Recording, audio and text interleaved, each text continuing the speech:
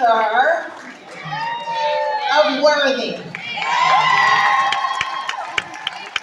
Just get out and see folks, you know, in different cities and shake hands and get hugs and take pictures, you know?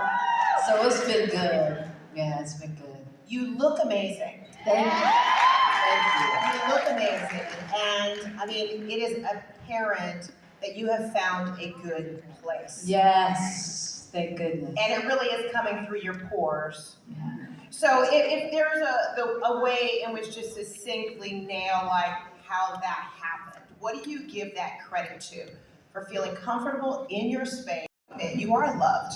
Yeah. You've got this incredible fan base. People have been following you for a very long time.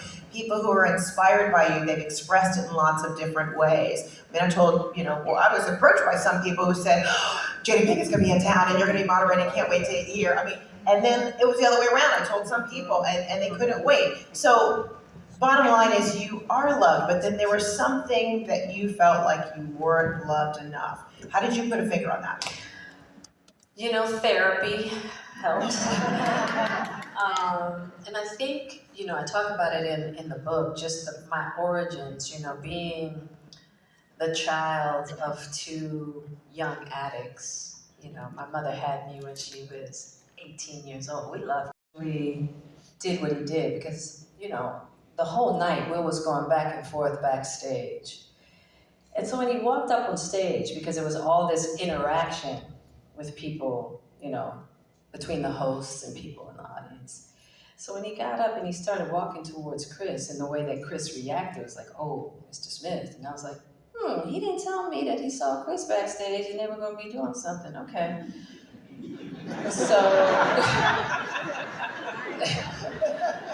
So when Will actually swung from where I was sitting, it looked like Chris slipped a shot.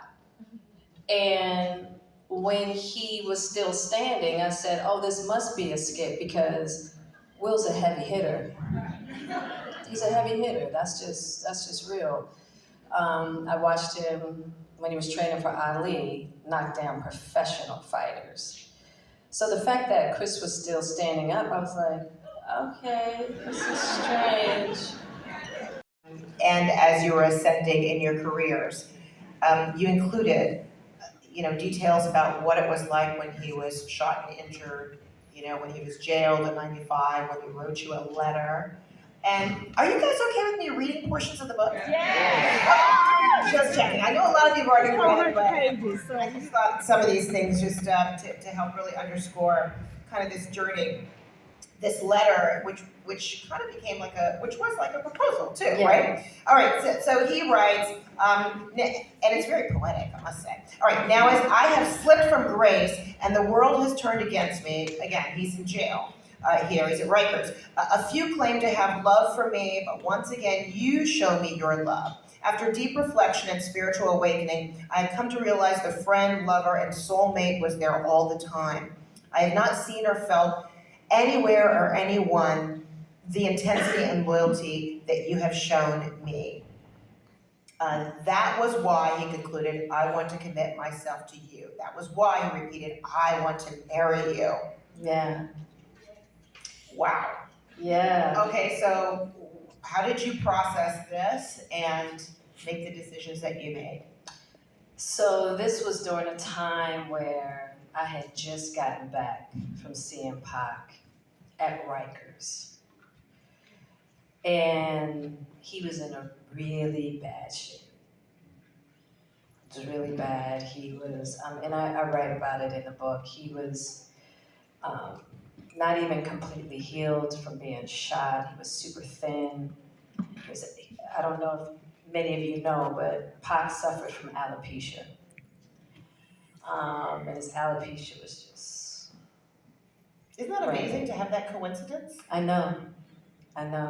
Yeah, that later on I ended up having it too. Yeah.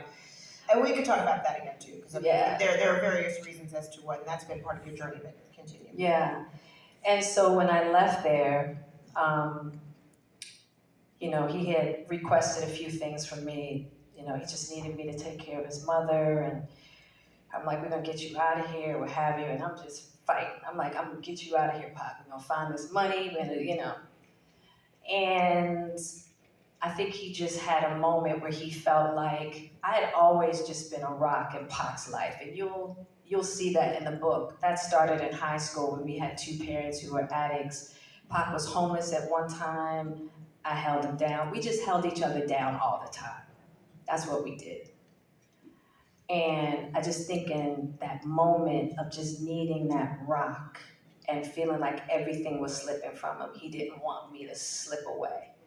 And he felt like he needed to marry me in order for me to not slip away. Now, what's crazy is I told Pac, I said, Pac, we don't get down like that. We didn't have a romantic dynamic. And so he called my mother, asked for my hand in marriage. He called his mother, because he was very traditional. He's a really traditional guy, And it just came down to it. I had to just go, Pac, you never have to worry about me leaving you. No matter what's going on, I got you. I'm gonna hold you down. But you know damn well you don't want me as a wife.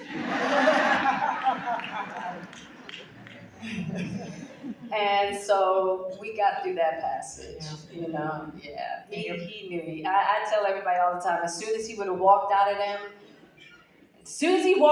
gates, he would have divorced my ass. That's for sure.